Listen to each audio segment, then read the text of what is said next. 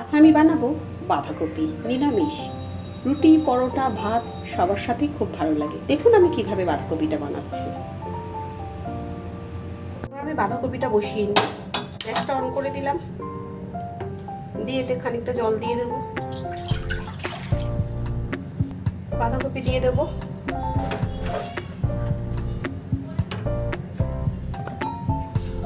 দেবো অল্প করে একটু নুন, দিয়ে ঢাকা দিয়ে দেবো। বাঁধাকপিটা একটু ফুটে গেছে, এবার আমি জলটা ঝরিয়ে নেব।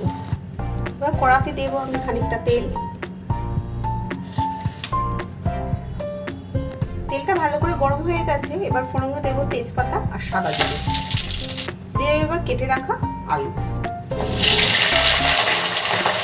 আলুগুলো এবার ভালো করে আমি ভেজে নেব।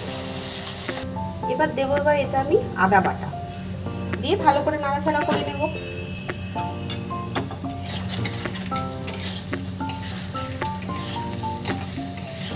আদার কাঁচা গন্ধ চলে যাওয়া পর্যন্ত আমি এটা কষিয়ে নেবো ভালো করে। দেবো এবার হলুদ গুঁড়ো, দেবো ধনের গুঁড়ো, দিয়ে ভালো করে নাড়াচাড়া করে নেব। এবার দেবো দুটো টমেটো ছোট ছোট করে কেটে রাখা, দিয়ে আবারও ভালো করে নাড়াচাড়া করে নেব। দেবো দুটো কাঁচা লঙ্কা চেরা, দেবো নুন, ভালো করে মশলাটা কষিয়ে নেব।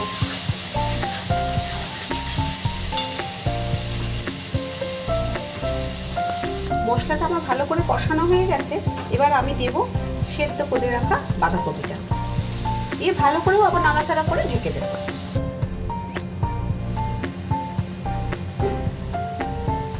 বাঁধাকপিটা আবারও একবার নাড়াচাড়া করে দিই।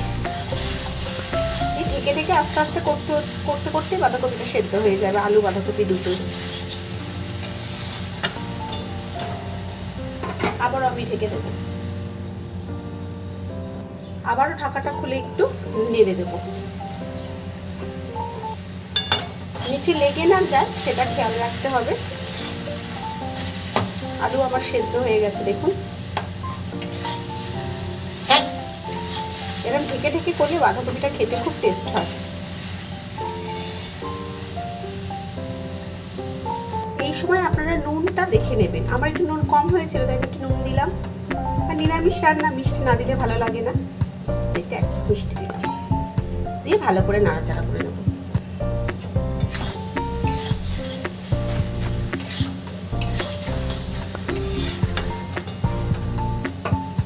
আবার একটু ঢেকে দেবো 2-5 মিনিট। এবার দেবো আমি গুঁড়ো গরম মশলা, দিয়ে আবারও ভালো করে নাড়াচাড়া করে নেব।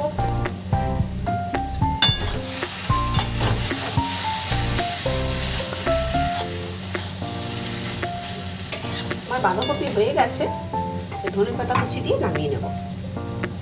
আমার রিকোয়েস্ট, বাড়িতে একবার এভাবে বাঁধাকপিটা বানিয়ে দেখবেন, ভালো লাগবেই। রুটি, পরোটা, ভাত সবার সাথেই কিছু ভালো লাগে। ধনেপাতাটা দিয়ে নামিয়ে নিই।